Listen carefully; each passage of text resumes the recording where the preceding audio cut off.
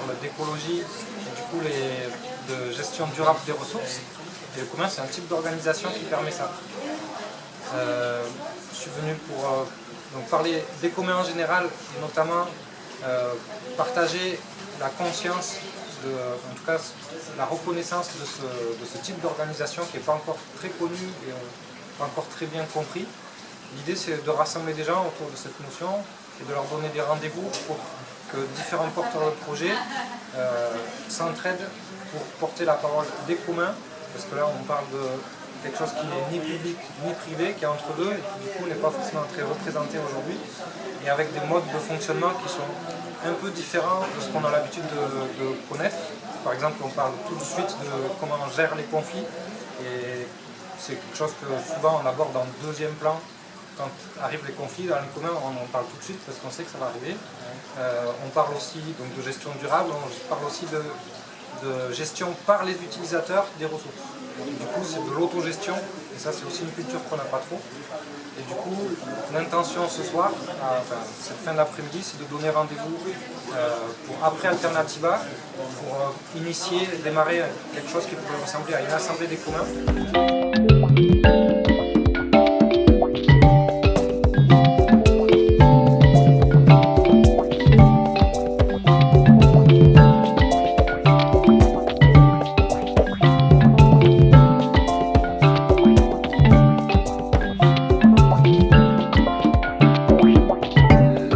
Qu'est-ce que ça change, la notion de commun par rapport à nos schémas qu'on a aujourd'hui sur la propriété.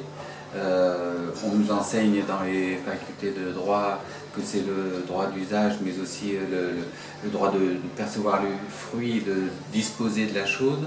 Et peut-être que les communs, ça nous oblige à repenser la propriété plus sur un aspect d'usage.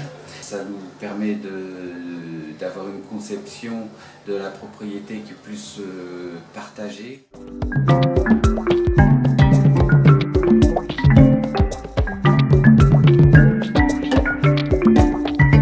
Dans les communs, l'idée c'est l'autogestion, c'est la communauté elle-même qui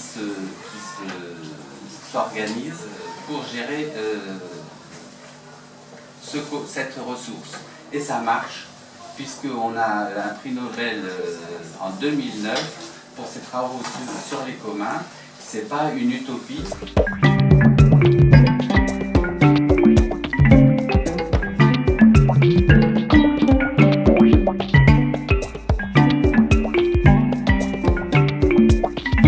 Voilà, donc Beñat Etxebest, donc je préside une association qui s'appelle Etxalde, dont la finalité est d'acquérir la nue propriété de terrain, de maison.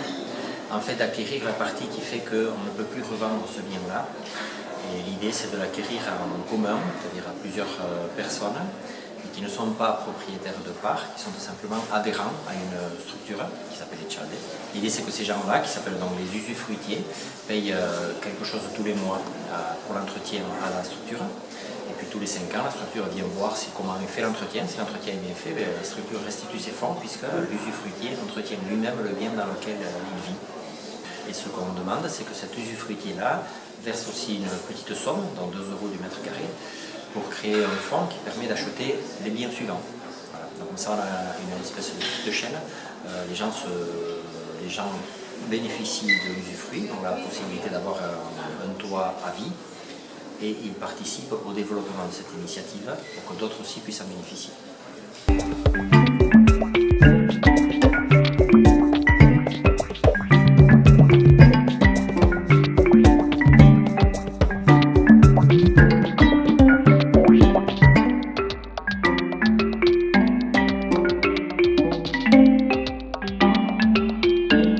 Je suis Isabelle Bagdassarian, je suis doctorante depuis 2 ans sur les communs. J'ai entamé un travail universitaire parce que j'ai découvert ce que pouvaient offrir les communs comme voie pour la gestion à la fois des ressources et des systèmes de gestion auto-organisés entre l'État et le privé, et j'ai trouvé que ça ouvrait des perspectives extraordinaires.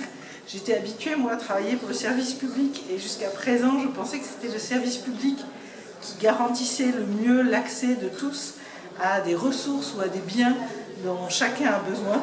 Et puis je découvre que les communs peuvent être une voie et permettre à chacun de s'engager, alors sur des ressources naturelles comme sur des ressources immatérielles liées au commun de la connaissance par exemple. Donc le sujet de ma recherche universitaire, c'est de voir comment les collectivités locales et les politiques publiques peuvent favoriser l'émergence des communs ou au moins savoir qu'elles existent et par l'action publique ne pas détruire ce qui existe souvent depuis des centaines d'années.